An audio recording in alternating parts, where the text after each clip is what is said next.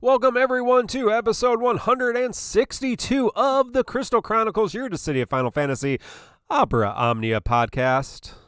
I'm your host, Mark, and I am so glad to be here live on Twitch, as we always are every Thursday night. Tonight a little bit later, so I'm glad those of you who are with us are with us. Generally, it's at 8 p.m. Central Standard Time.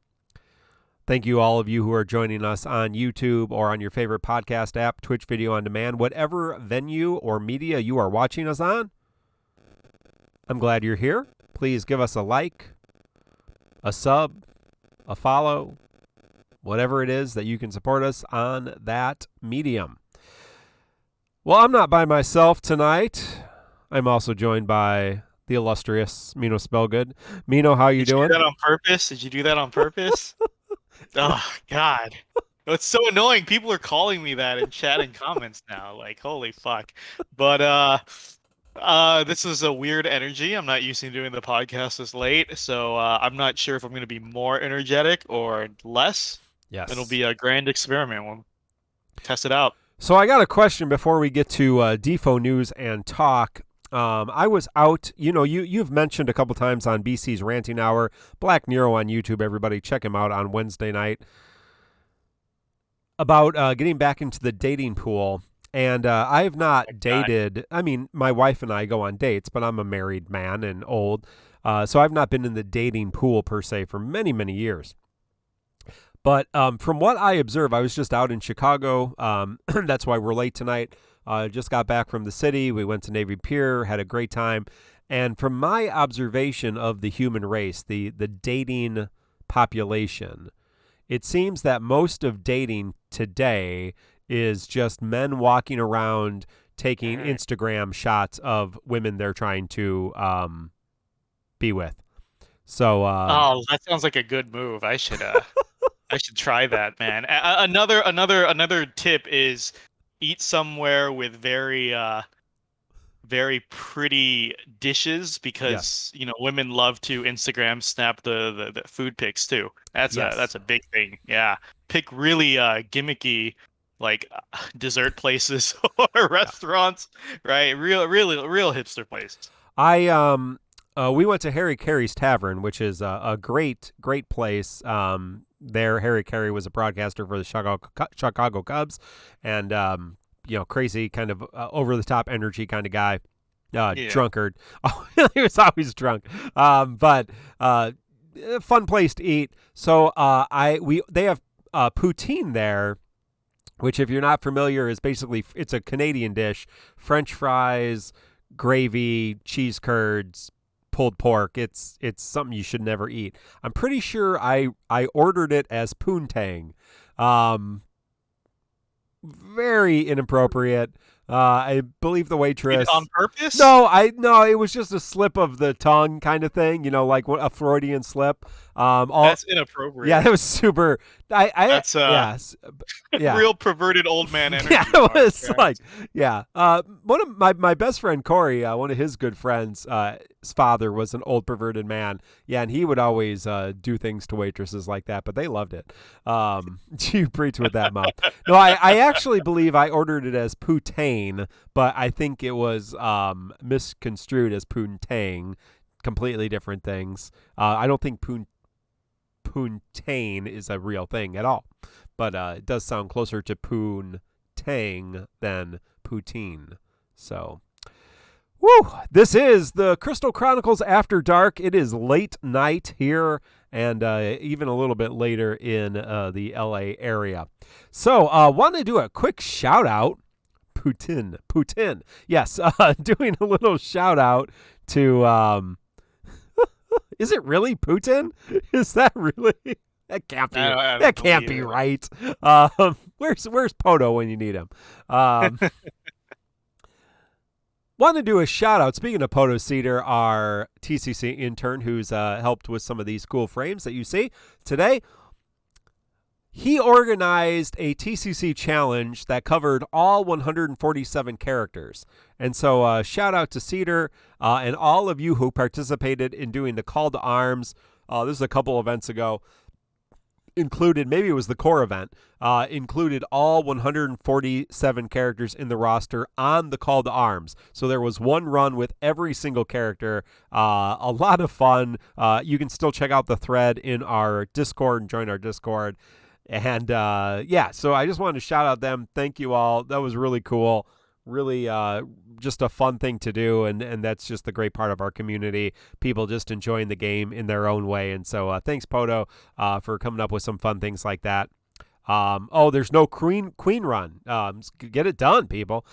Get it done. And no Tidus PT run. No. So some news. There's been some bugs, and they're fixed, and whatever. Who cares? Costumes. Cloud of Darkness has a new costume. Gabranth has a rerun costume. Aerith has a rerun costume. Tidus has a rerun costume. I bought the Cloud of Darkness costume because, of course, I did. You probably did too. No shame here. You be you. Let your freak flag fly. I actually bought it to let her wear shoes because the feet kind of gross me out. She wears shoes? Yeah, Holy shit! yeah. In her costume. Let me see if I can pull it up. I would consider her wearing some kind of some kind of feet. She has some kind of like feet, some kind of leggings or some kind of shoes. So if you look at her normal costume, definitely bare feet. So I know the people love the bare feet. Put her costume on. She's got some kind of like high laced sandal things, I think, or maybe just dirty feet. Maybe her feet are just dirty. I'm sure some people are also into that. No shame here. To each his own, or her own, or their own. Whatever you do, you be you. Yeah. Well, there's a lot of other news because there's a new event going on, but we're going to talk about that. Before we get to that event, though, we do have another event to talk about, and that is Queen's event, which brought a new character, Queen, from Type 0. One of the only Type 0 characters we are currently missing in our roster. The other one is Sice, but we do have Type 0's Queen.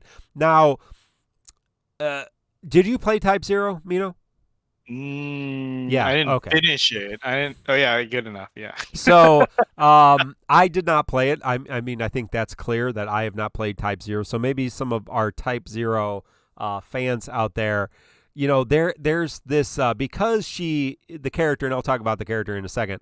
The kit, because she has this berserk mode. She kind of has this trope of being the like crazy horny schoolgirl, but I actually think in the game, right? In the game, she's class president trope, right?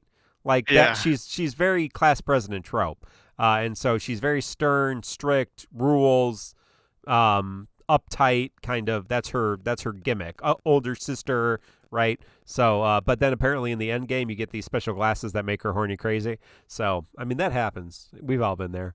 We've all been Quistis 2.0. Quistis did have it bad. I think she's the anime trope of class president. I'm pretty sure. I would just reading a little bit about the character, because I like to do research before we get on, folks. Reading a little bit about the character, I would definitely say is the smartest Mithrin, smartest person in the class. Glasses are post-game mechanic, right? So class president trope, leader, smart, super intelligent, all about justice. I mean, she's kind of a paladin, right? So anyway, let's talk about her in Defo, because I thought she has an interesting kit. Just a little bit about what she does. Most of her skill 1 and skill 2 are basically just battery skills. They're nothing to write home about. The basic thing they do is charge her EX. Her EX does massive damage and then gives her that little overhead buff with her glasses for 3 turns, which enables her to go into this berserk mode and allows her to have basically a brave attack that's instant turn, free turn, and an HP attack that's high turn rate. But she gets to basically do brave, HP right in a row, big fat damage, batteries, fun, free turn kind of mechanics, interesting. for a regen character, a fat aura character. Oh, and her LD does a mass healing, and it also applies, some buffs to herself. So fairly simple character to play. I mean, you have to press skill 1 and skill 2 eventually, just to charge her EX, use her EX, go into that phase. You can mess around with the Brave or HP plus. I'm pretty sure there's a good skill ceiling there, and then use the LD as needed to reapply the buff or to do that instant healing. And I think her AA also does some instant healing as well. Yeah, So, yeah. so she has a nice couple mechanics there. So that's just kind of the basis of her kit. She's a newer character, kind of serves as a support role, battery, auras, healing. Also, some off-turn damage, or not off-turn, but some free-turn damage, which is nice. She does really serve well as that support role. The weaknesses are she's not her damage phase, her burst quote unquote phases. She's not going to do a lot of damage if she's also not supported. So that could be a weakness. If you have battery characters with her, other auras with her, she will do more damage when she goes into that 3-turn little mini damage phase. But without that, she's not doing a lot of damage. On the other hand, it's pretty much free damage, so it is what it is. She works on pretty much any team as a support character. But yeah, if you want to maximize her damage, you need to bring some battery. You need to bring some Brave Gain, some other auras to help her out with that. If you're missing in terms of people who should think about pulling Queen, if you're missing a good healer, good support, good auras, or you're lacking in that area, I think she's a really good pickup for you. If you were chasing Cloud of Darkness Burst and didn't get it, certainly you should try to get her LD as well. I've enjoyed using her. I think she's a really kind of fun character. Just being a healer / support battery character that kind of goes into this aggressive stance, I thought was interesting. Is it the most practical thing in the world? I'm not really sure, but at least it's something different in the game, and I enjoy that. So that's kind of my initial walkthrough take. Mino, what are your thoughts on Type Zero's Queen, our new character of the month? Honestly, I am personally not a big fan. I'll walk through this. I think Queen is a hard support, as in her personal numbers are on the lower side, but she's supposed to enable her allies to make up for that, right? And there is some team building aspect in that. Queen as a tool has everything is in bursts. Her damage phases, her healings are sort of in bursts. She has a bit of a regen, but the thing is, like, I would classify her healing as a little on the below average side. Yeah. And then her damage, as you said, or as many people have said, comes in bursts, as in the EX phase. Yes. With the Brave Plus, HP Plus, that's when her numbers become acceptable.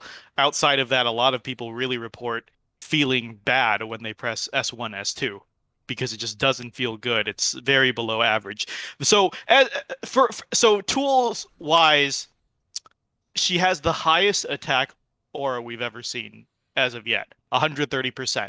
90% up for max brave for the party, which is in the top 5, top 6. Yeah. So her attack and max brave auras are literally top tier. Yep. And she has the party last stand, which is hard to maintain on her own, but I'm sure if you have like a supplementary healer in there, like maybe like a pestle or something, then it's a lot better. But what it is she's a hard support in very, very aggressive teams, right? Like unparalleled attack and max brave boosts, some burst healing when you need it, and party last stand so you can like eat shit and just keep attacking, right, with the regen. So she's very, very, very aggressive healer. Playstyle seems pretty basic, and I'll compare it to I was just talking on stream before the show. I haven't been the biggest fan of Porum. I don't know how you feel about that, Mark, but I feel like very similarly, Porum has a very, very simple play style. Yeah. Very simple.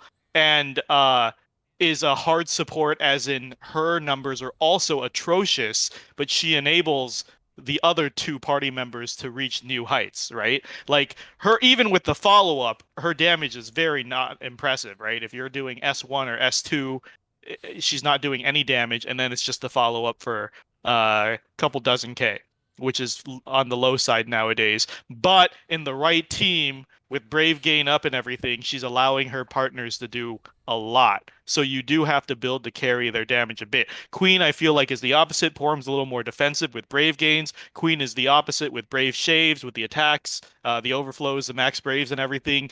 The issue I see with that is that I think in our current time, in the next couple of months, that's not necessarily super needed, Yeah. right?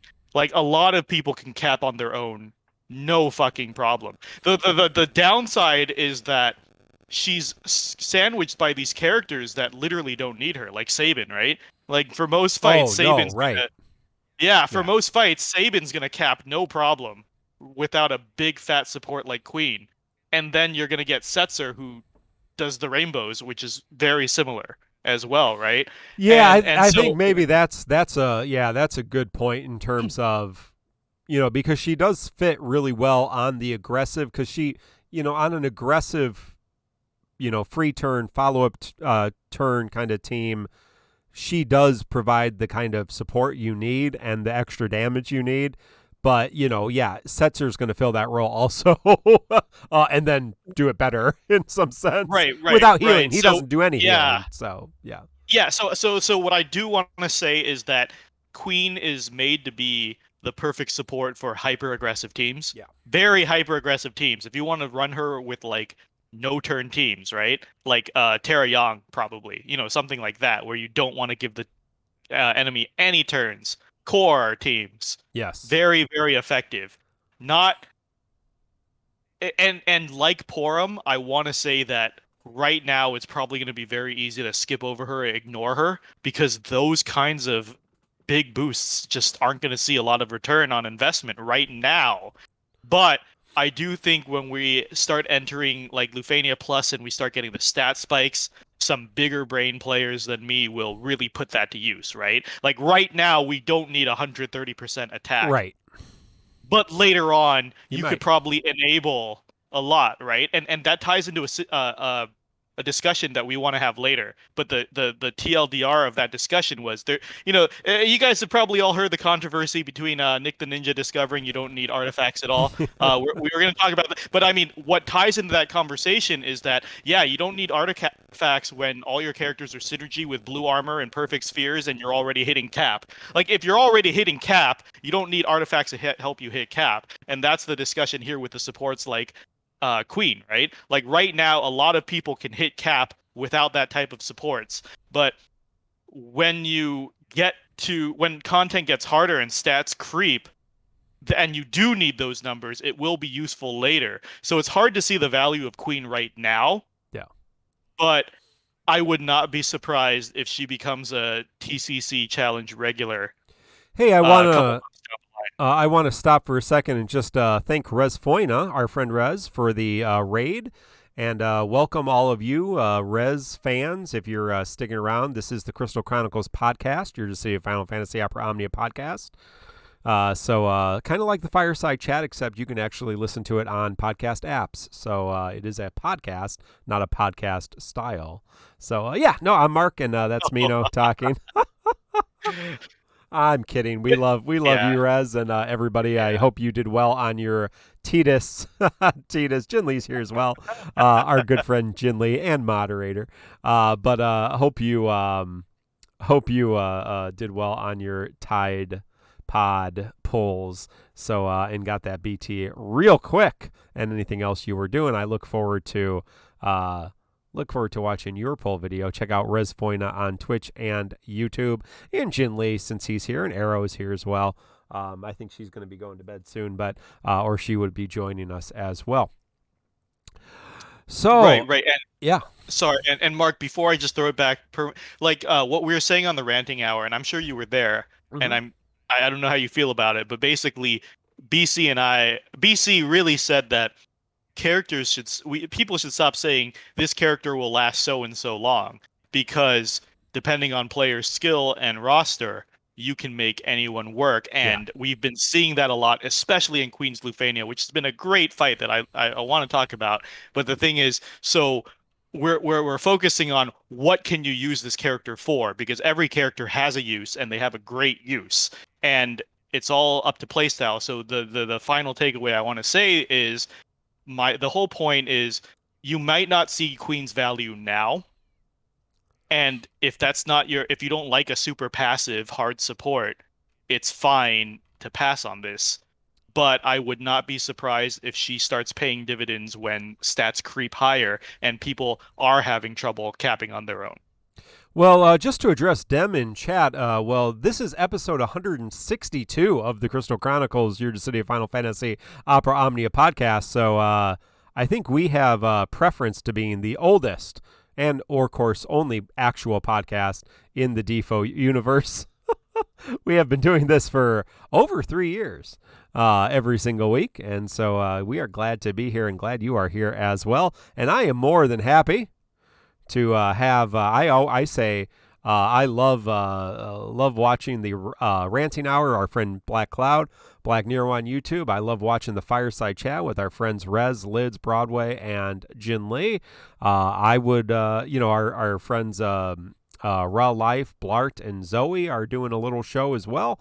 And so, I'm more the merrier. I love talking about DissidiaFFOO, and I've been doing it for a long time. Mino has too. And more the merrier. I enjoy it. So, but we've been doing this a long time. I want to reverse plug Raw Life stream. I forgot why. I should have wrote it down. But I remember Type Zoe pissed me off for some reason within this last week. So I just want to rescind my... don't watch that. Don't watch that. Don't watch that garbage. I have not yet watched an episode of their group. I really want to. You're missing nothing. I don't. I have to either catch it on the video on demand, or one of you needs to upload it to YouTube so I can watch it on YouTube sometime. So that would be great. But yeah, there we go. My essential oils order, everybody can see, came through. Woohoo! But yeah, our friend Blard is here. We'll talk about him in a little bit. So before we get to the Lufania, just looking at our podcast polls, and thank you to Quetzalma of Materiabot for putting the podcast polls together. Also want to shout out Tonberry Troupe. If you want to check out Queen's infographic, tonberrytroupe.com, our friends there. Wonderful infographic there. Thank you for them. So over 10 servers on Discord. We had 0 people pitting Cloud of Darkness PT on Queen's banner, 22 pitting Queen's LD, 8 going gems, 90 tickets, and 63 skipping. So that's pretty average for your general kind of banner. So a lot of people, I think, skipping on Queen because a lot of people skipped on her in JP.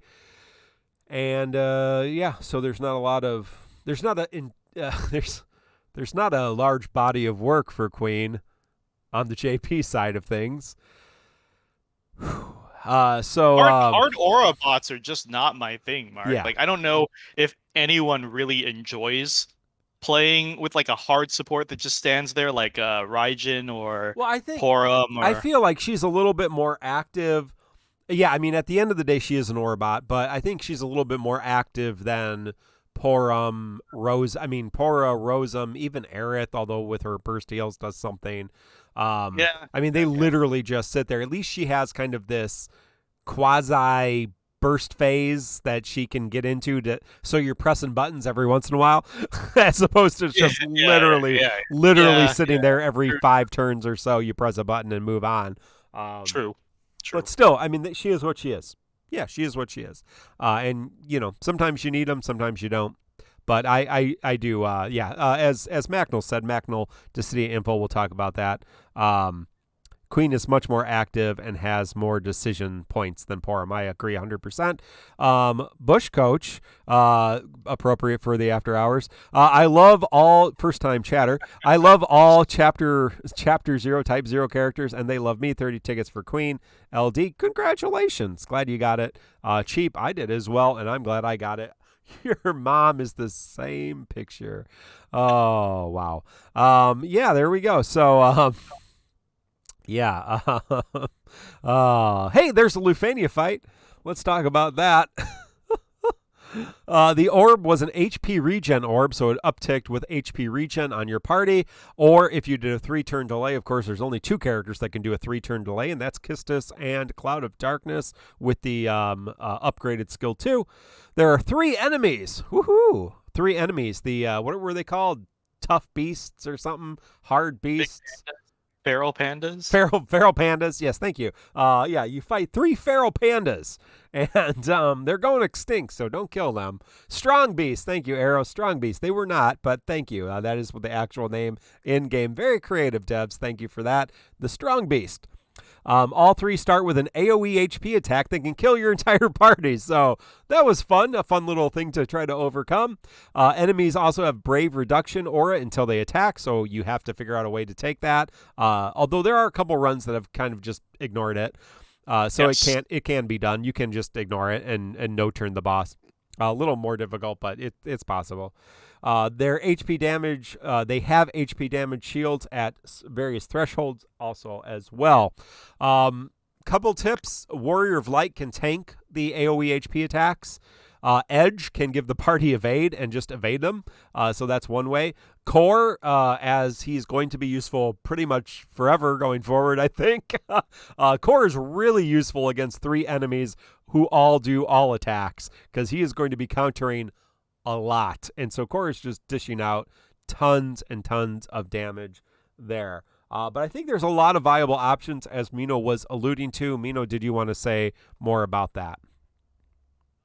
Yes. So I was a big fan of this fight. A lot of people were big fans of this fight. I'll get into that. Real appreciative, like we have the fun fights back. And by that, it was a lot of people were saying it's, as I was saying at the beginning of this run, which is basically very easy to stomp if you bring the synergies. Like if you've got COD, if you've got Core, if you've got we've got some MVPs I see you want to list, like Bosch was another banned one because he just trivializes the entire fight. Yeah. If you bring Bosch, you don't have to do anything. But with certain characters and with synergy characters, like some people were saying, oh, why is it so hard to stomp this with synergy? This might have been a fight that, I don't know what you ran, Mark, but I remember you complained about Kadaj because you said you brought a full synergy team, but it was still a rough go.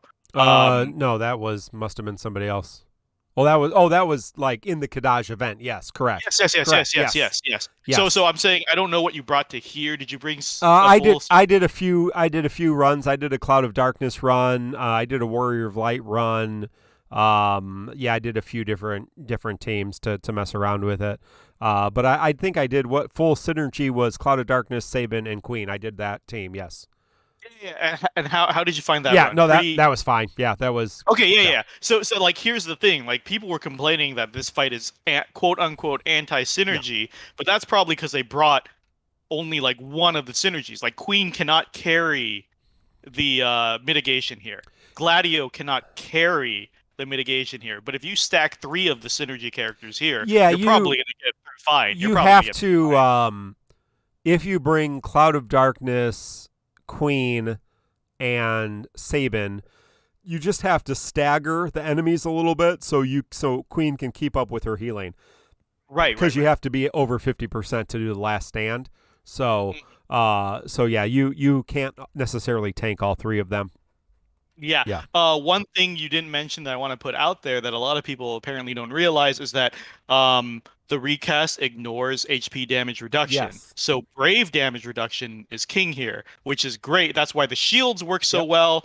That's why like Queen has that gimmick. A lot of tank like characters have the Brave damage reduction. That's a theme going forward, by the way. For tonight's Lufania, Tidus's Lufania, it's the same thing, where the recast ignores HP mitigation. So to survive, you need to really shore up on your Brave damage reduction, because the bosses also cleanse here. So it's the same kind of concept. So familiarize yourself with the concept moving forward. That's going to show up a couple of times soon. And the thing is, the fact that Mark did a couple of runs is testament enough to how enjoyable this fight has been for the community. Like, a lot of people who usually do a one and done have really experimented with this fight. Like, Xeno has been pumping out like a dozen runs. Yeah, Xeno did like 9. Yeah. Like a lot of people who usually do not experiment have really enjoyed experimenting with this run. And actually, I'm surprised to hear, Mark, that you did a couple of runs too, right? I usually do at least a couple runs of fights, but yeah, not not like 9 or 10 like Scott. Right, and a lot of people have been doing more runs, and this is like once again hitting on the perfect difficulty for me. Very big mechanics that you have to play around. This recast, if you're gonna respect it, you have to find a way to mitigate that brave damage. And as you were saying, that's why core is so fucking broken for this, because 80% brave damage reduction. There are people who ran core Gladio Duo on this, no problem. The core is such a stupid ass character. Anyway, but right, Well, like this. Macnol is reminding us Queen has brave damage reduction. I forgot. Yes. She's a pal. I mean, she is like a paladin, right? So She has a little bit of everything. In Type 0, she's actually supposed to represent the red mage class. She does a little bit of everything. She's supposed to be a red mage? Yeah, the fencer sword style, Oh. and the fact that she does a little bit of everything with balanced stats. Yeah, she's okay. But right, so like this is like the perfect difficulty. A lot of people are encouraged to experiment. I really love, if you want to synergy stop it, go ahead. If you want to do the challenge runs, it's difficult but very doable. People are getting a lot of characters through. And so if DFFO just stayed it here, I love the Lael fight as well. The Iroha fight was, like this kind of difficulty coasting forward would be ideal for me, I think. Very optional challenges. Is there anything else we want to address about the fight itself? No, I don't think so. So yeah, the edge thing's a good tip. I didn't know that. Yeah, you can use edge to just evade the first 3 attacks. Yeah, that's one way to do it. Yeah, so there are some fun edge runs. Obviously, you got to bring some other powerful characters to make up for that. But yeah, it is something you can do. Tips and tricks. That's all what we're all about. Cam and Shield call about. Yeah, there's lots of different options.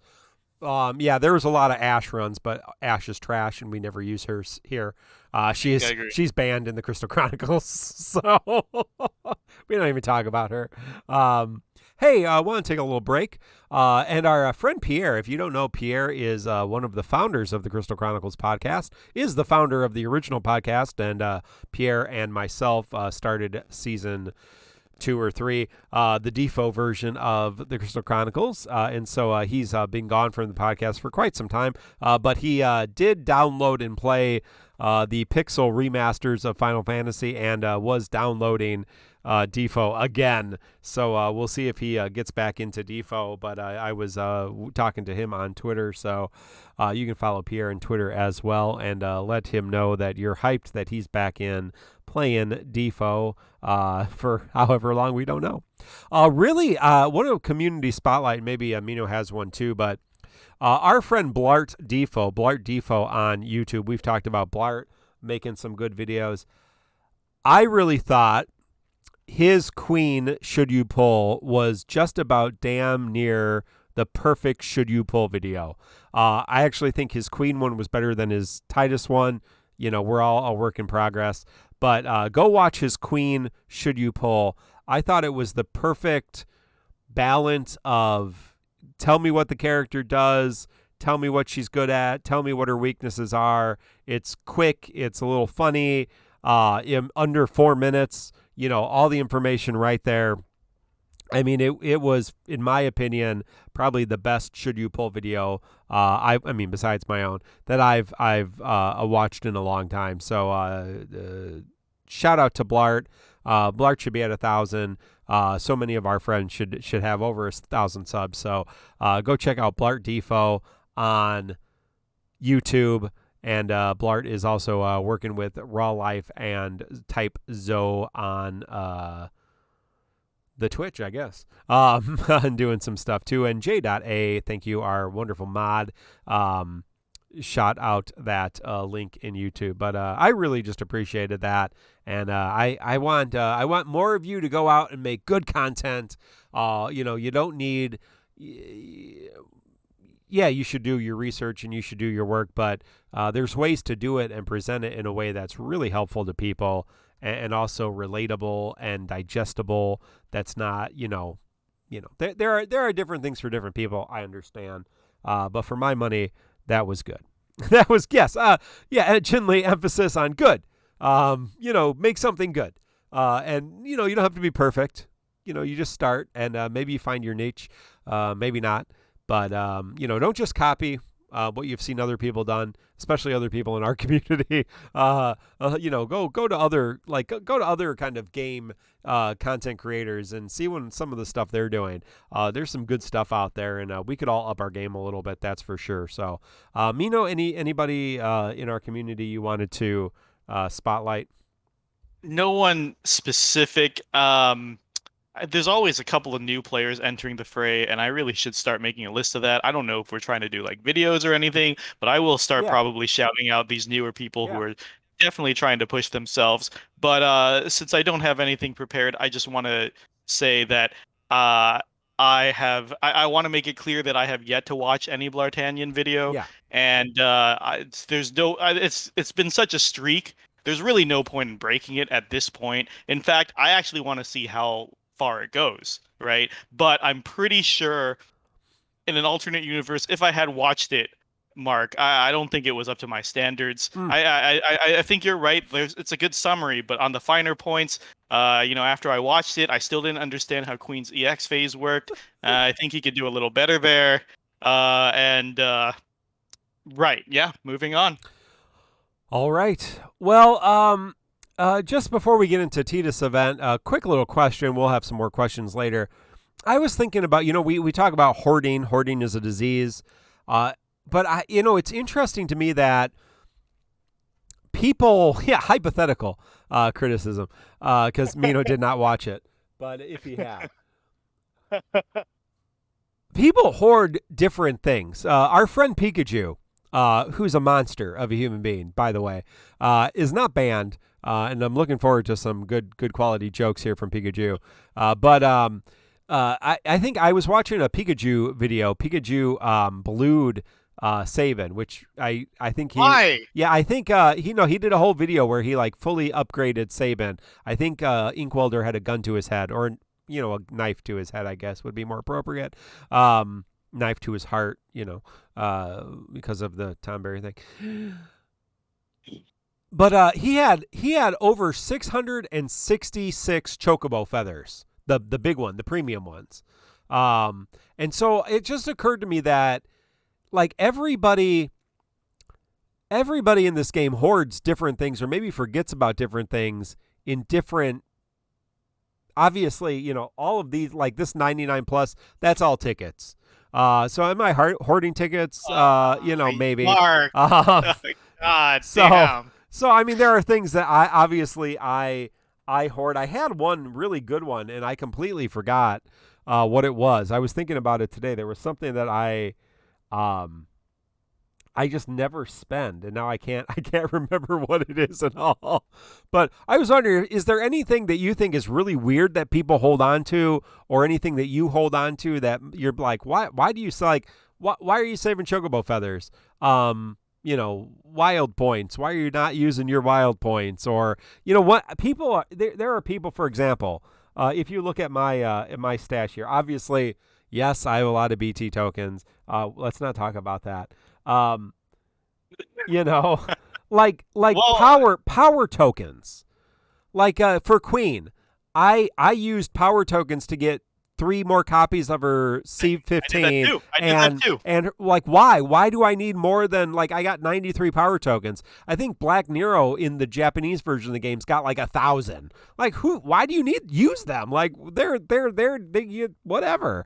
I've bought high guard armor for all of my favorite characters, even if they're not particularly good. I still have a lot of regular guard armors. I know you've used all your guard armors. But I'm out. Yeah, I don't have enough for Queen. Yeah, you don't have enough. We hoard. Yeah, well, yeah. I mean, yeah, that is one that's true. J.A. That is one thing I do hoard that is really stupid. I have not sold. Just so you can see it on screen, I have not sold any of my fully limited proc LDs. There they all are. Yes, there are a lot of them. I have the vast majority of LDs in the game. I'm only missing a handful.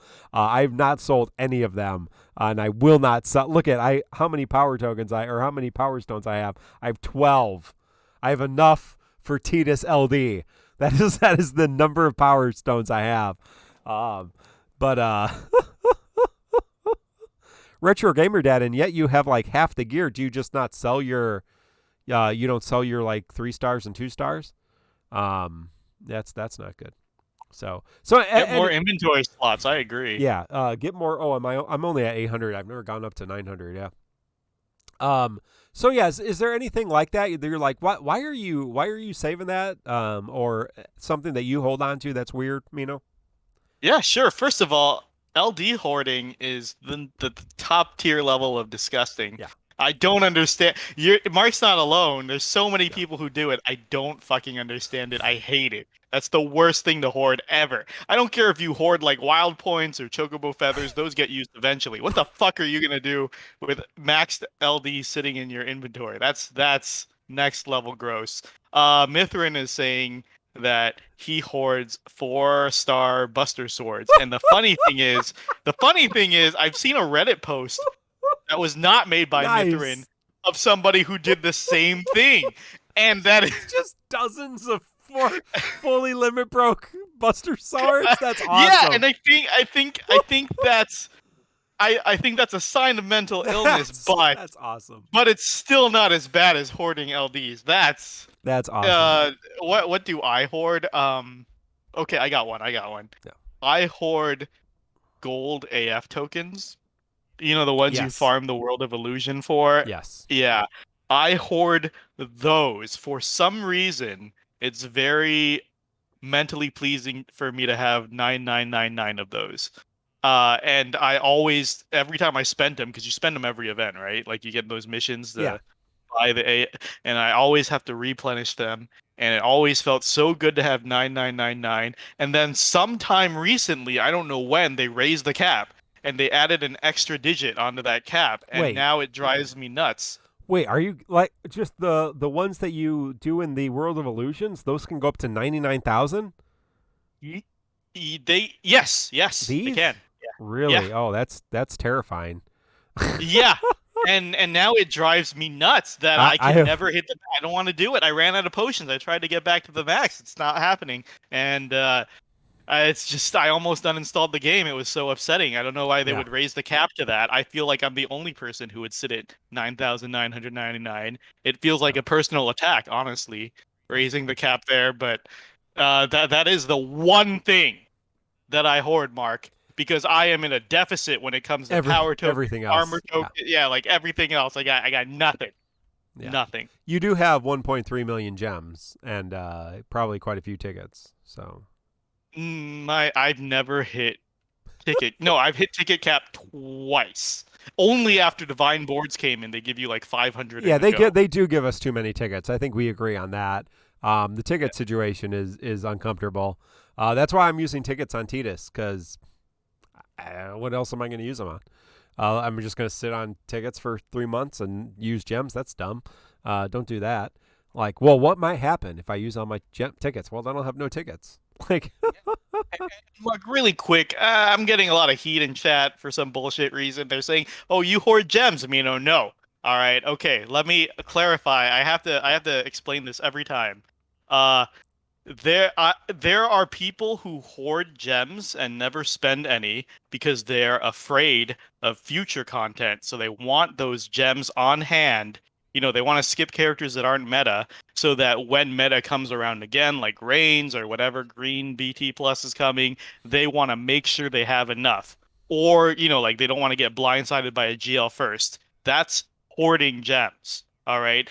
Anxiety ridden, like saving, just in case things go bad in the future. That's not what I do, okay? I'm trying to hit a high score here of 2 million gems. It is not a fear-based hoarding. It is an achievement-based hoarding. yeah, that's. I mean achievement-based collecting. Sorry, not hoarding. Achievement-based collecting.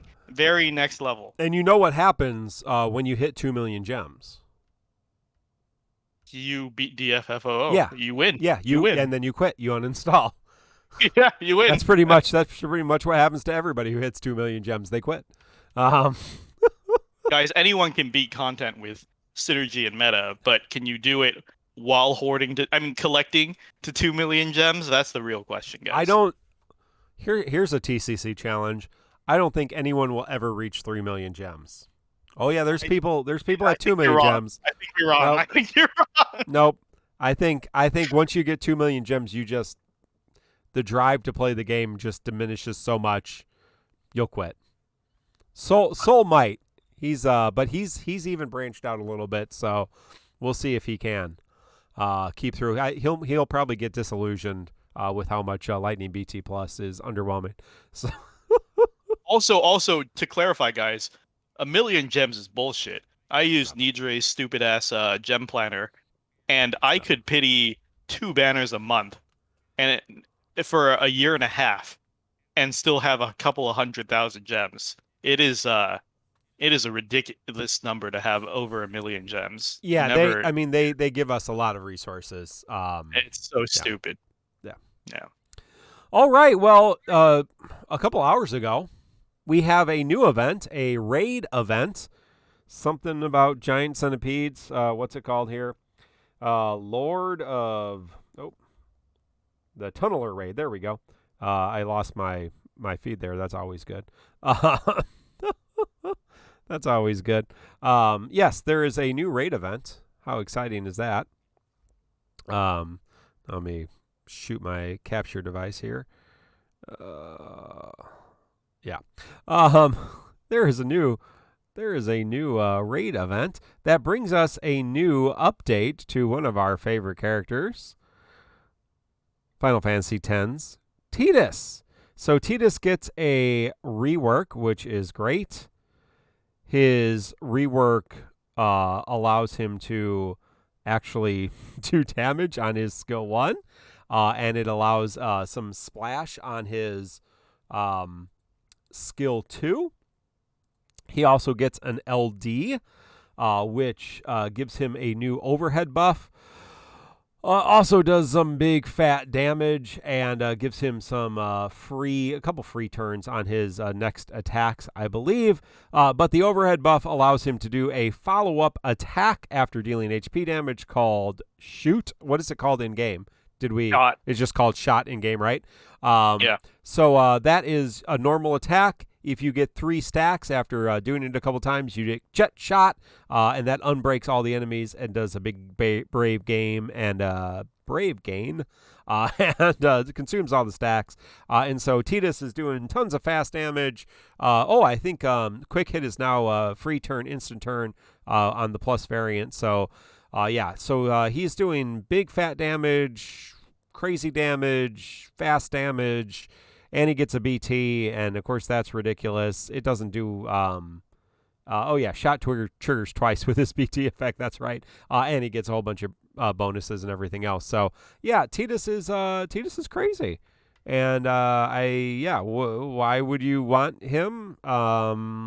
Because he does crazy damage. Now we do have a lot of other damage dealers. So his weaknesses are he eats through other people's buffs. So that can be a weakness. He can steal turns in a way that may make it difficult for you to manage Lufania orbs. Yeah. Kind of. I mean, I guess that's a weakness. Other than that, he's pretty stupid in terms of his damage dealing capability and his making sure the bosses don't get to act ability just by taking consecutive turns, much like other characters we've had.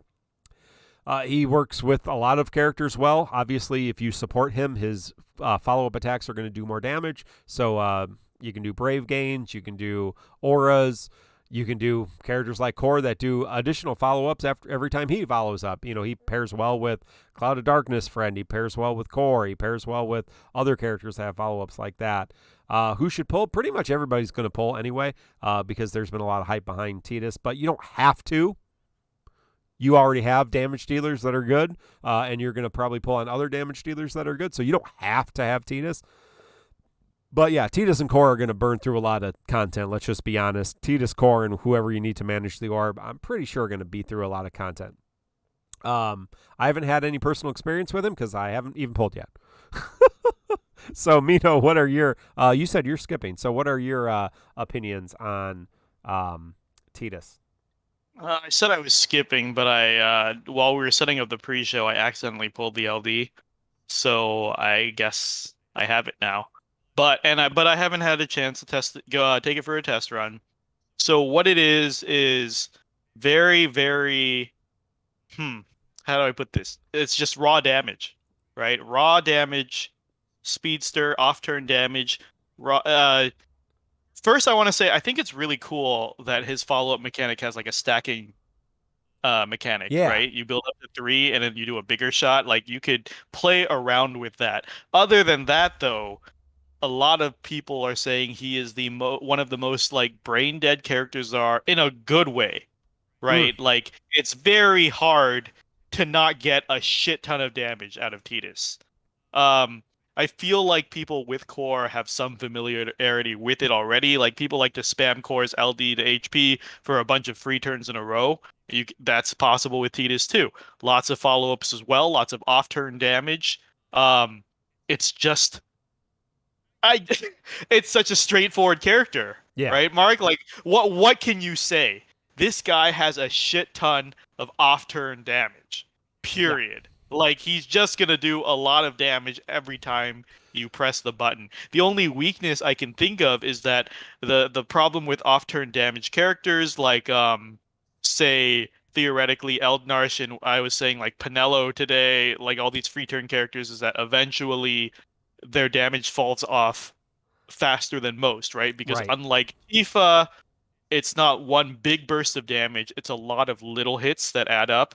So if you don't like Vayne's play style, you don't like if you think core doesn't do a lot of damage, you're one of those idiots, then you're probably not going to like Tidus because it's a lot of extra shots at the end of attacks that are adding up to a ton of free damage.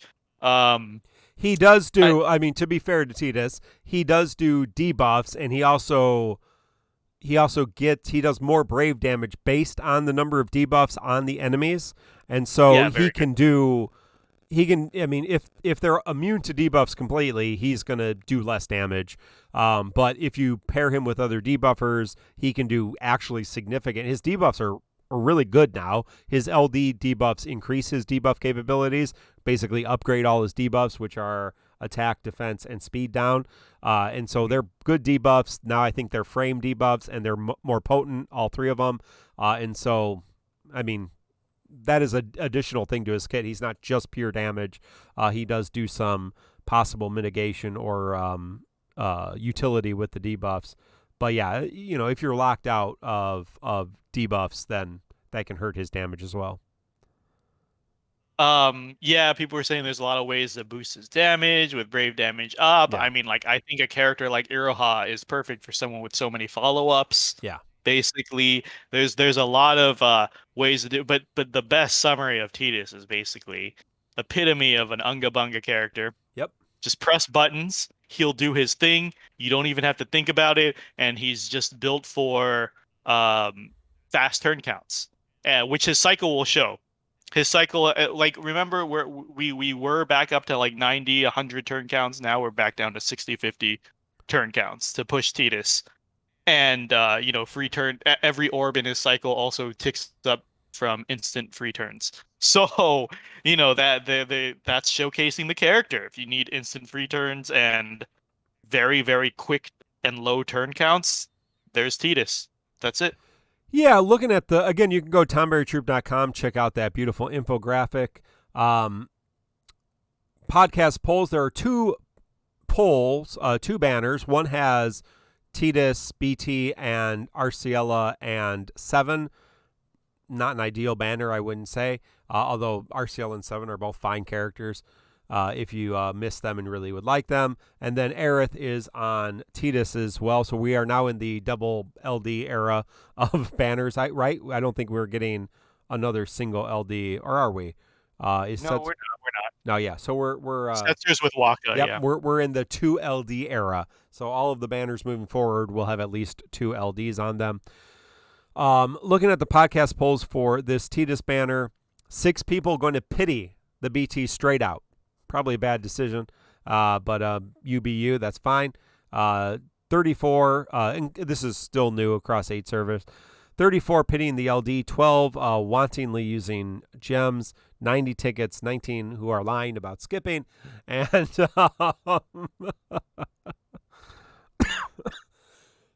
so good luck to all of you. I mean, to be fair, when I say I'm skipping, I mean I'm throwing tickets Yeah. because tickets are worthless. So it's basically like Yes. not pulling at all. Yeah, So exactly. so skipping a banner, just to be clear that we're all on the same page.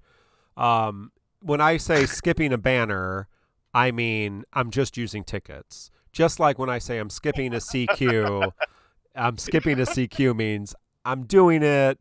I'm not doing it at all. That's skipping. But if I do it, but I don't do it to completion, I've done it, right? That's not skipping. If I bring a non-synergy team to it. Oh goodness. Hey, there's a Lufania. Check out the Lufania. It's a raid event. I don't know. You fight some things. You can go to DissidiaInfo.com, and Scott Ong's going to have a great guide to it. Scott did send me the slides preview. Yeah, you fight two of those tunneler things. They're just called tunnelers. Two tunnelers. So thanks to Scott Ong and Macnell, DissidiaInfo.com for that beautiful boss guide. Some tips and tricks over this Lufania. The orb upticks on instant turn rate abilities. So, for example, Tidus, skill 1, instant turn rate. Tifa, skill 2, instant turn rate. I think HP, the special HP attack too. Core, LD, special HP attack. Lightning, with the rebreaks, any character that rebreaks and gets a free consecutive skill, that counts. Terra, her free turns. Any AA, instant turn on breaks, all that works.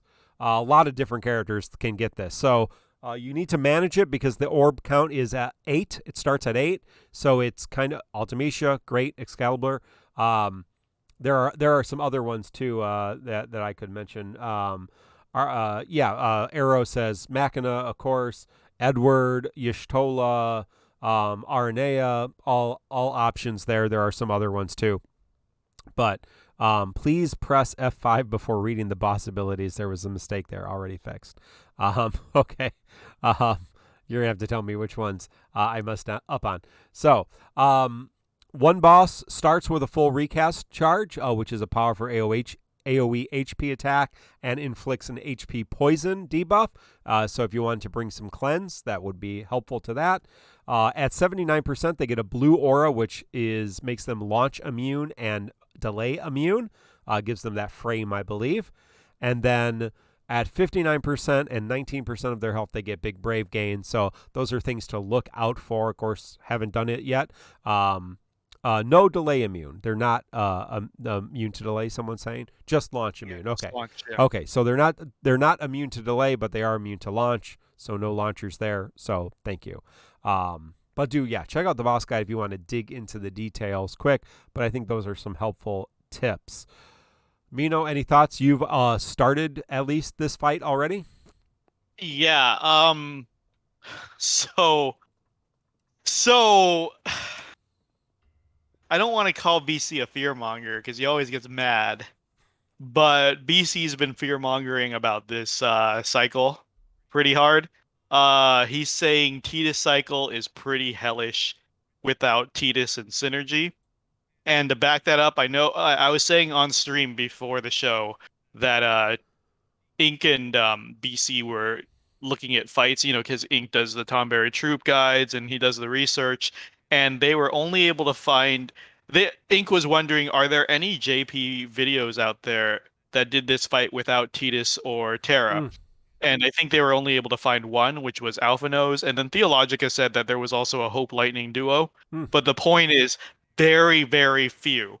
And so BC saying, especially this fight, but the whole cycle altogether, is very, very, very, very tough without synergy, and especially without Tidus. And he is of the opinion that, like Lightning Cycle, this could possibly be a hellish cycle, but people won't notice because everyone will have the featured 2-week synergy. Yeah. Possibly. So that's what he's pushing. So, that's a challenge out there for our GL players. I think Excalibur already found an unconventional team that to beat it. But that's just a challenge to our GL TCC challenge running community to find some creative runs. My preliminary bans when I was trying this on stream earlier was no Synergy, no Terra, no Tifa, no no Terra, no Tifa, no core. Right, we're just to mess around if you guys want to give it a shot. Yeah, Excalibur did Aranea Core Ultimecia. Blartanian did Ultimecia Terra Hope. So, I mean, already non-Tidus runs at least. So there are other options. But obviously the vast majority of folks are going to have Tidus. But yeah, if you want to come up with some other, TCC challenge, yeah. Right, but yeah, just to think, couple things to note, as we said earlier. These are basically Sayador's bosses plus Onion Knight's bosses. Um, cleanse on the recast. Recast attack applies that HP poison, the really big fat one from Sayador's. If you remember all this stuff, it now ignores HP damage reduction. So you want to go with brave damage reductions to not die. Uh, this boss has the highest defense we've ever seen in the game so far. Oh, wow. That's not a joke. And then when the recast is fully charged, the brave reduction also shoots through the roof. Luckily, though, as I've said before, this is the time where if you don't run synergy, very, very challenging. If you run synergy, holy shit, is it a stomp? They are weak to melee. Oh. So they take yeah, they're weak to melee. So Tidus can destroy this fucking fight. Throw in Core, our broken GL first. He's just gonna shit all over this fight. They but other than that, like huge defense spikes, I really want to see the creative teams that are running no synergy, no Tifa, no Terra, no Core. I Excalibur, I'm sure is going to prove me wrong. It looks like his initial run with Ultimecia did use Core. I know he's going to pull out some dumb shit, but initially, unless Magna, we'll wait till Magna approves. No synergy, no Tifa, no Core, no Terra, and we'll see what we get. But apparently, guys, the glove's been thrown. This is supposed to be a very, very tough fight without those characters. So we'll see. Other than that, enjoy your Tidus. If you have Tidus, apparently you can just sleep through these next 2 weeks. Yeah. I mean, fucking Setzer comes on Tidus' cycle, yeah, right? Well, right. Yeah. Yeah. Like, I pushed back against BC on the ranting hour the other day. I'm sure you were there, Mark. I said BC was very adamant this was not a garbage time if you don't rely on synergy. But if you use synergy, this is garbage time. You don't have to do anything until Lufania Plus comes along. Let's be honest. Let's be fucking honest. If you had COD, her cycle was a walk in the park. Yep. Seriously, guys. Like every orb was delay 3 turns, go shoot up by 15. Like, it was not a challenge at all. I don't think this will be a challenge with Tidus. I don't think Yuna's cycle will be a challenge with Yuna, etc., etc. So that's all I got on the fights. Gloves thrown, though. If you want to prove you're a big badass, that's the early TCC challenge prototype. Well, let's move to some discussion. And, of course, you can always throw your questions at Podcast Questions on our Discord. Do join our Discord. So, first question, Mino. Artifacts. At this point in the game, do artifacts matter? I'm gonna say yes. So do you want to talk about the infamous event that brought this discussion to light?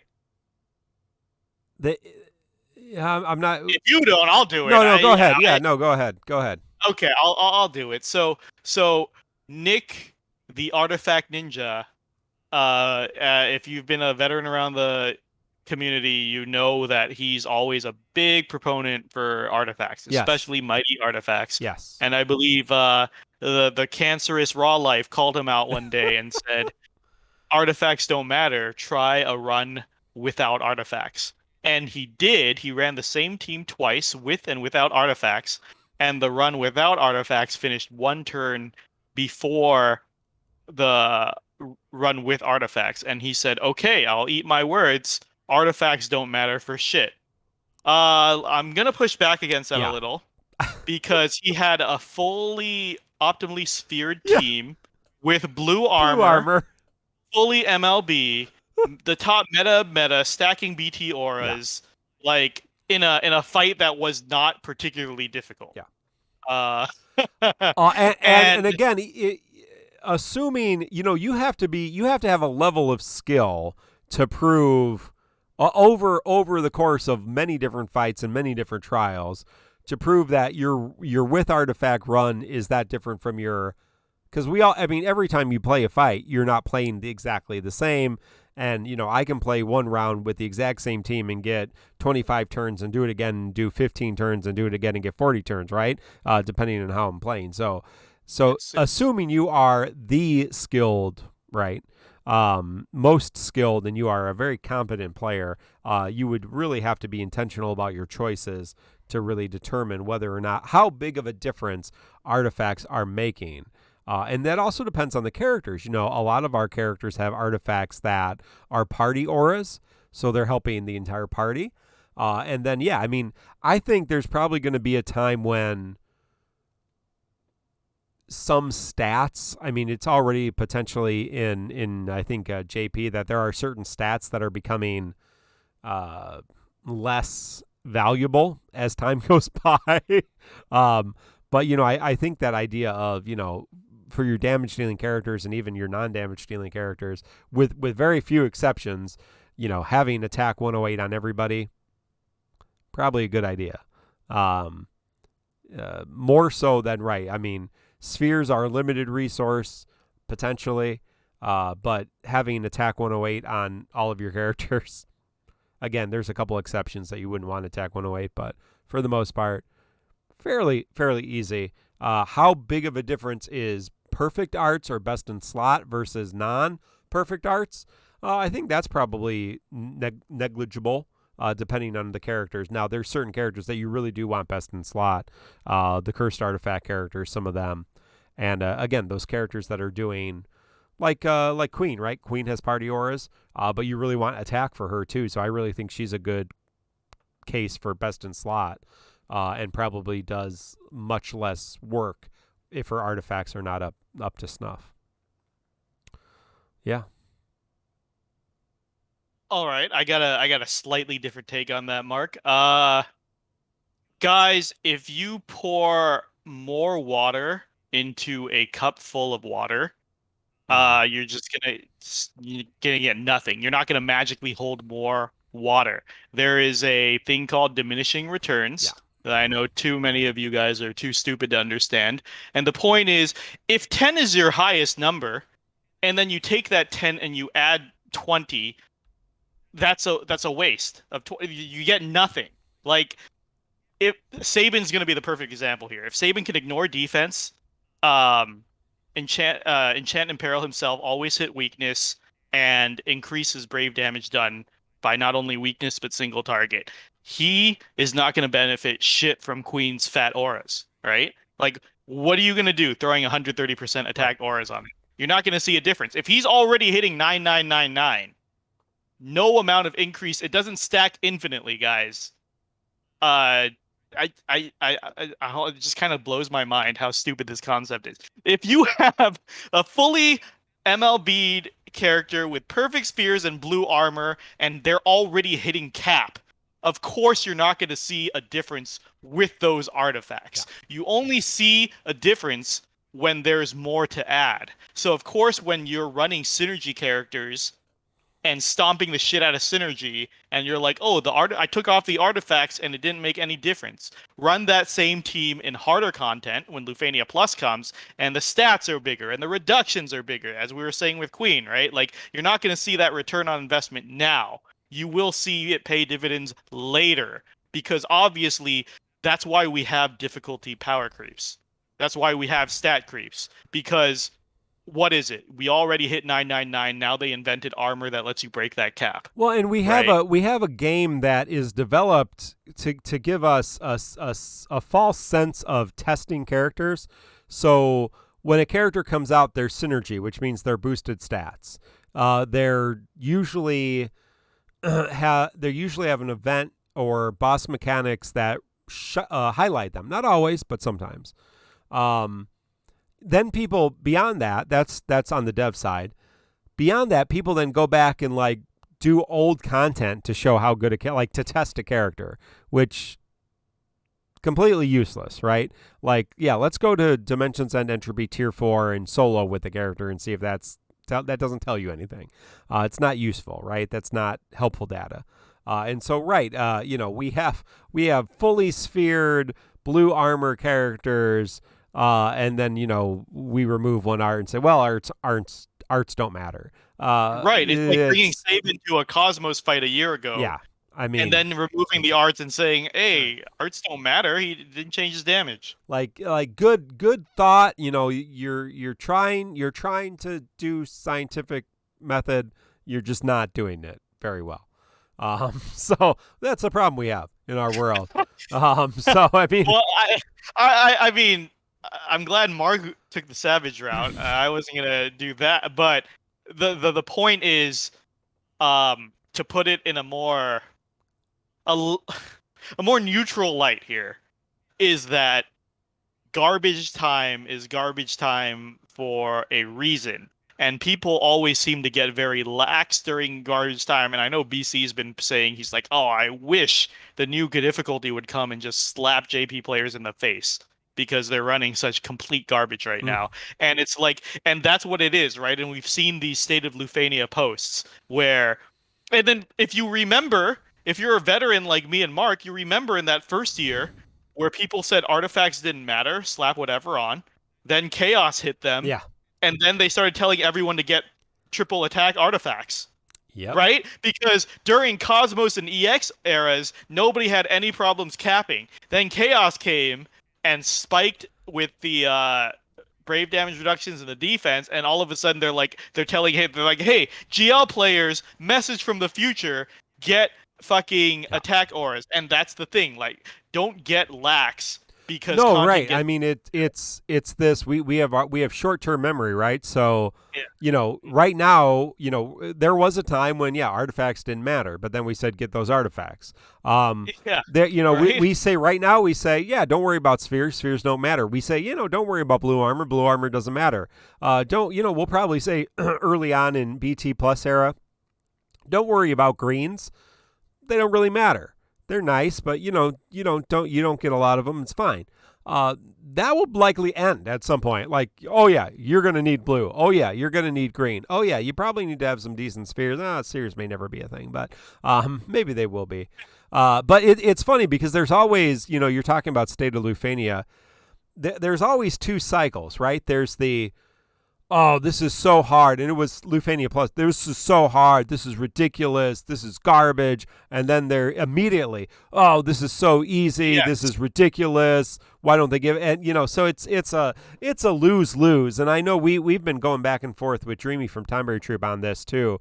This idea of, what's the, in my opinion, it's, you're never going to please everybody. Like it's a lose-lose situation, right? Like is there a perfect content and has any game ever managed to do it all well, especially in the gacha realm?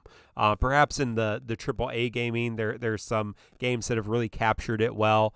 But in the gacha realm, when you're trying to make money week after week on polls, are you really, is there ever a perfect kind of storm? And I mean, I think in a lot of ways, Defo has hit that by having those, by having those cycles and by having kind of highs and lows and everything else. But I don't know. Yeah, and just to expound on that, like Mark said, it's a lot of the Mithrin will back me up on this. I actually have a specific example. Damn, I got a motorcycle passing by. But the point is, the same people who complain about how difficult and impossible the game is whenever the difficulty spikes are the same people who are quickest to talk about how easy the game is right now. Mithrin and Zeno, when he listens to this later, there's a player, Rob Bill, who did not do Lufania for the first 6 months because he said it was bullshit and cheating, and now he posts his JP runs in Auto Plus saying ZZZZ, easy dead game. And then, so, like, Nick the Ninja, too, had immense difficulty when Lufania hit. Only now, when Lufania is ending, he's like, oh, I guess arts don't matter, guys. Like, here's my OP team that I copied off YouTube, right? Like, guys, again, if you want to talk shit, let's try this TCC challenge. Hi guys, I noticed a lot of people are like, oh, who theory craft. That's another rant. I'm not gonna go into it, but the people who theory craft and then don't back it up, I love it. I love we're having that discussion. I love there's dames in this fucking community, literally super You know, self like it's funny. It's funny that you talk about this. My sons who are young, they both play Minecraft. And my nephews, who are much older, I have lots of nephews and nieces, but my two of my nephews in their 20s, they stopped by the house earlier today, and so my oldest son was talking to my nephews about Minecraft and like, you know, being as a young kid, being like this authority, like he knows everything. And it's exactly like a theory crafter, like my son telling these older kids who actually play Minecraft and know what they're doing, like all about these things. And my son like knows the theory, but doesn't really know how to play the game, right? Like he's watched all these YouTubers play, and so he can talk to you about it, but he hasn't ever really put it into practice. And so, you know, I basically, after they left, I sat down with him and I said, you've missed an opportunity. Your cousins both play this game and they could have taught you something, but you just spent the last half an hour telling them how to play the game when you're still learning. And that makes you an asshole. No, I didn't say that. I do talk. I do. I do talk. I do talk to my kids like that. But I didn't say. It's a good lesson though. I completely agree. Right, you're right. Like that old Chinese idiom. I forgot what it was, but it's something like, you can't listen and hear when you're talking or something like that. I completely butchered that. Yeah. But you're right. You're right. You're like you're by posing as an expert, you're blocking yourself from learning, right? Right. Exactly. And yeah. And what I wanted to rant is like there's so many people even in our own Discord that are like lack self-awareness and they love to spout this theory, and then they say, and then it's like, where's your TCC challenge? And then it's like, oh well, I don't have time for that, which is bullshit, by the way. So many people who say I don't have time to do challenge runs, I've caught doing bullshit on stream saying, oh, I'm out of content on stream, you guys want to do co-ops? I don't know how to fill this last hour or something. Or also, how hard is it to not synergy stomp and just do the challenge run from the get-go, right? Like, just like, I don't know. But the point is, like, it's such a shit excuse to say I don't have time, otherwise I would do it. I could do TCC challenge runs, but I don't have that much time. Bullshit. I see you on Discord 24/7, you lying piece of shit. Just don't make excuses. Either you can or you can't. If you can't prove the theory, what did Nick say? Nick said, hey, I got a great idea for Queen Lufania today. What did he say? He's like, Gal, Celeste, Galuf. Which anyone who's put in the work knows that's just a shit awful team. And then people were like, run it then, Nick. Run it. Didn't get close to finishing. No.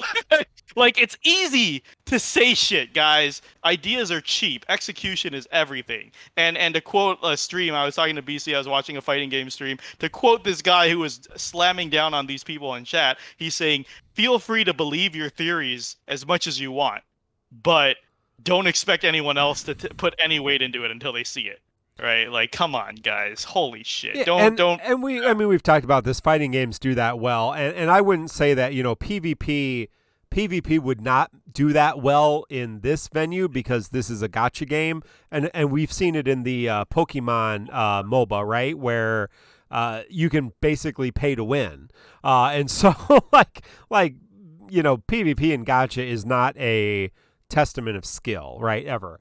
But yeah, if you're gonna come in and make these over, I mean, again, we try to be more careful with it ourselves. This idea. Well, Queen's not good because no, I never saw her in JP. What do you mean? Well, it doesn't mean anything.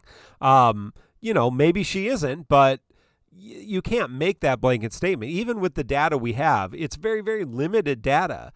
Even everybody on all of the Reddit, all of the social media. I mean, there's about 25,000 people that watch the Squeck stream, right? Maybe a little less.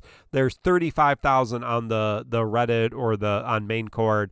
Probably 20-30,000 kind of actually paying attention in content creators. Even if you added them all up, maybe 100,000 people actually paying attention to. Involved in something besides just turning the game on and playing it.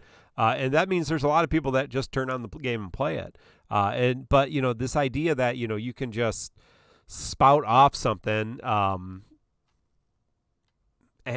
it's true. It's just a problem in our world in general. But yeah, don't say so. Yeah, Don't. it is. There's just Yeah. the amount of work you would have to do to prove that artifacts are worthless is almost insurmountable.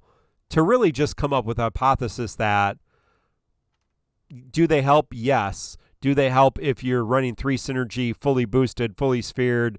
Yeah, no, you can probably live without them. But at the end of the day, there are some things you don't have to work so hard to figure out that, the game's designed for that.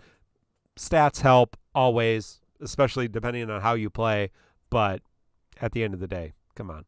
A similar thing that we've been talking about is, that especially in should you pulls, this drives me crazy. You should pull a character based on how long they're going to last. That's been a thing since Aranea, right? Or Beatrix. Beatrix lasted for 3-4 months. But you should only pull on this character if, how long is this? Maybe this is the better thing of saying it. People often ask, how long is this character going to last? How long is Queen going to last? Is Queen going to get to Lufania Plus? Is Tidus going to get to Lufania Plus? And very truthfully, that's kind of dumb. That's not really a useful question. I think perhaps, and maybe Mino can articulate it better, perhaps the better questions to ask are, how long am I going to use the character? Yep. And what is a character's value? So what is it, for me, what makes a character worth 75,000 gems? What makes a character worth 200 tickets? What makes a character worth whatever I'm gonna invest in it? But yeah, how long am I going to use a character is much more useful, because guess what? People have carried some jank-ass characters through a lot of content, and pretty much any character right now with an LD, you can probably use in Lufania Plus. Might not be the best character you use in Lufania Plus, but you can probably bring them through a lot of content, because at some point, besides a few fights, Lufania Plus becomes pretty unrestrictive. But Mino, any thoughts on that idea? Oh yeah, for sure. So I mean, I think it was a viable question back in the day. Yeah. Power creep was faster back in the day. Let's be honest. All right. I think objectively, DFFOO now and going forward into JP, power level stays steady for much longer, as we'll see, right? Like, for example, since Eldnarsh Lufania to Lufania Plus, you don't really see a spike. It stays pretty steady. As people are saying, after the initial spike of Lufania Plus, the first month or so, it's been pretty steady for like 5+ months. Yeah. There's no spike in difficulty. And the thing is, asking, so no longer is it how long will this thing last before it's replaced. The game, as it's gotten older, has definitely skewed towards roster checks rather than power checks. It's no longer this character is getting immediately replaced by this other character. It really is, can you check the orb? Yes. Okay, you're done, right? And maybe one or two other mechanics. Even then, not really, right? You get non-lethal orbs in JP for months now, with characters that instantly revive the part. Like, it's just such a non-factor at this point. And now when you ask how long something's gonna last, it's purely subjective. It's like saying, I think what all you nerds can really relate to is when somebody asks you how long a video game can last. And it's funny because I see this all the time, right? Like, it'll be like, how long will Mass Effect last me? And then everyone's like, well, that depends. Are you going to like rush through the story? Are you going to do all the side quests? Are you going to get all the collectibles? Like, it could be anywhere from 20 hours to 120 hours. Any of you video game nerds, you all know this argument. As someone asks you how long Dark Souls will last, how long Bloodborne will last, Witcher, any game, you'll probably say it depends on what you want to do. And that's what these characters ultimately come down to, right? I think it was Mark who said, or was it BC, was saying like, yeah, oh no, it was Mark who said, of course this character is going to have a 1 month lifespan if you only use it for 1 month, right. right? And BC has been pushing back on this lately in his comments on his channel, where there was a infamous Saban debate where someone's like, "Oh, I didn't see Saban used at all, so here and here," and then like BC's like, "Here's links to Yeah. JP players who've been using Lails from his release to now in JP. Here's videos of people using Saban. Here's people using Palom," and then after a vicious back and forth, and BC's been pushing against a lot of people like this, a lot of these people admit, well, it's true. I just pull meta or whoever people tell me to pull. Right. And I do look for the path of least resistance. I'm not trying to experiment. If you don't want to push yourself to do challenge runs or experiment, that's fine. That's on you. But if you do and you want to make it work, you can make it work. And that's the thing. Asking how long a character lasts is completely subjective. Are you going to put in the work to make it last?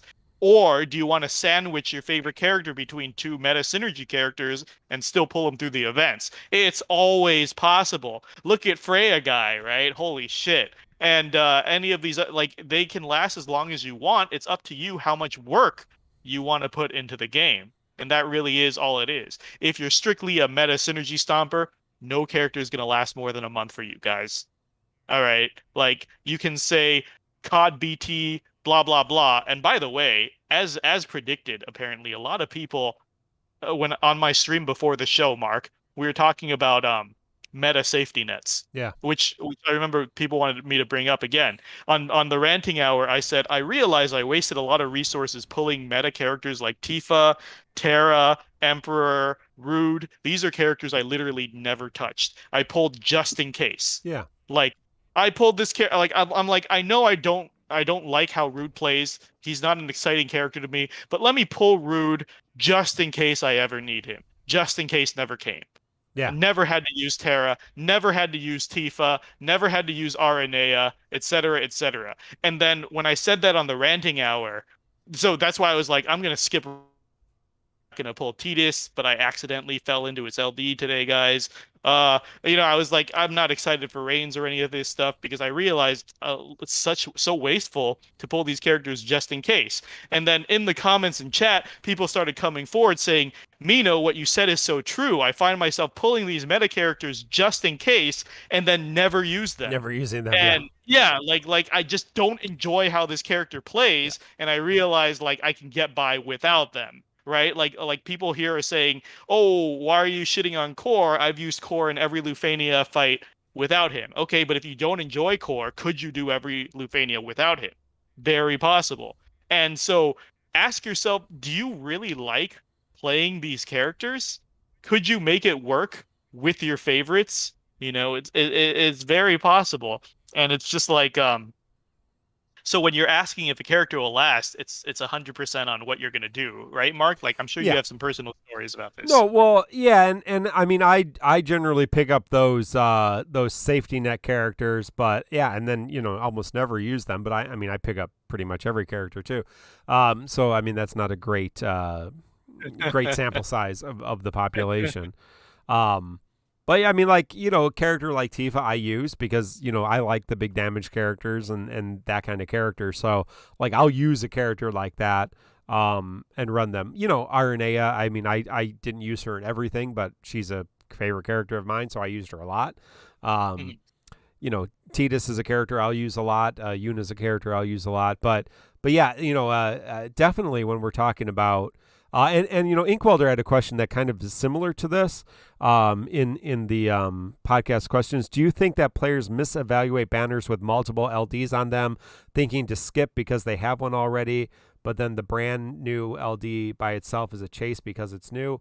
I think a similar question is the discussion about, well, I'm not going to get this LD now because later there's another banner with it, and then I'll get the new LD. And I think the future site, like skip this banner to pull the banner in the future, is almost always bad. Like, if you want to play a character, get them when they come out. And who cares how many LDs or whatever. Like, if you want Cloud of Darkness, get Cloud of Darkness now. don't wait for BT Plus because you're most likely, because I mean that's almost always what happens, right? There was a good example of this not long ago where it was a content creator said, skip this banner. It may have been like Kais, like, oh, Kais is coming back on Leo, so don't get Kais because you'll get him on Leo. And then Kais comes, don't pull on Kais and Leo because Sid Reigns is coming out. And then by the time Sid Reigns comes out, it's going to be don't pull on Sid Reigns because whatever, right? And so you just if you want a character, you pull them. You don't. I mean, you can plan for characters in the future. That's different. But skipping a character now to have the same character later, I think is always a bad idea. I don't think it ever pays off. You're never going to get the use out of the character that you would get later than now. The good thing about Defo is if you pull the character now, maybe they'll come back and be good again some other time. And that's very unique in gachas. Most gachas do not work like that. Once a character's gone, they're gone forever. They're just not like, look at FFBE. How many different tiers do you have? About 400. FFRK, you just get a new weapon tier every couple months. So Cloud's got 45 weapons. And then, all the old weapons are just garbage at this point. So yeah, I mean, yeah. So I mean, this whole idea of, yeah, I agree. And the I forgot to address the reason this even came up was because pre-stream, when I brought that up, so many people said they regretted Cloud of Darkness. So many people in our chat said that. And it was kind of a warning. I mean, I think BC threw it out there. I think we threw it out there too. But a lot of people pulled Cloud of Darkness because meta and hype. Yeah, and a lot of people that was a terrible decision. Yeah. And then and a lot of people are saying like, holy shit, this character is boring. Or like, I do not like this character. Like, it's just hit the delay button. Yeah. Hit the brakes. That's it. And we said that. I figured a lot of people would regret Cloud of Darkness. Yeah. I mean, I didn't think she was particularly interesting to play. I've not minded her in this era. Her BT's interesting, but I figured there were going to be a lot of Cloud of Darkness regrets. Yeah, people hate her stack mechanic, blank saying. Like, it's just that the ultimate, I think it might have gotten lost in our ranting, but the ultimate message is just, like, know what you're pulling. Yeah. And make sure it's something you're going to have fun with, right? This is a game. It's proven that following your preferred playstyles, you can do content. But if you're going to pull for every hyped character, and guys, hype is good for business. Content creators love hype because it gets them views. Square Enix loves hype because it gets no one wants to watch should you pull no, and then you're not going to pull. Like the worst analytics you can do is like not pull on something. Because that's basically a cheap ass video that you don't get to put out. So yeah, as a content creator, you should pull for everything and you should hype everything. I'm not saying our folks do that. I'm just saying, yeah, it like, oh man, Queen's not great. You should skip her. Like, that's not an engaging video. Right? Hype drives sales in the game, actual sales. But it also drives views and drives engagement. So I mean, it's bad. It's bad. Hype is good for business. It worries me too, because so many of you guys have said, I'm so worried about this month and next month, and then Lufania Plus begins, like, I'm going to be out of gems. They're like, Setzer's a must-have, Tidus, Yuna, throw in Reigns there, Zidane, like, everyone's like, holy shit, how am I going to pull all these characters? And it's like, do you actually want all of these characters? You don't need literally every single one. Guys, like, pick and choose. What do you like? And if you do this and you run out of gems and you can't keep up at some point, then it's going to suck if you just can't play the game at a certain point. I don't know. Just, like, think about what you want. Just try not to blindly follow the hype. I think that is a great advice. Don't follow the hype.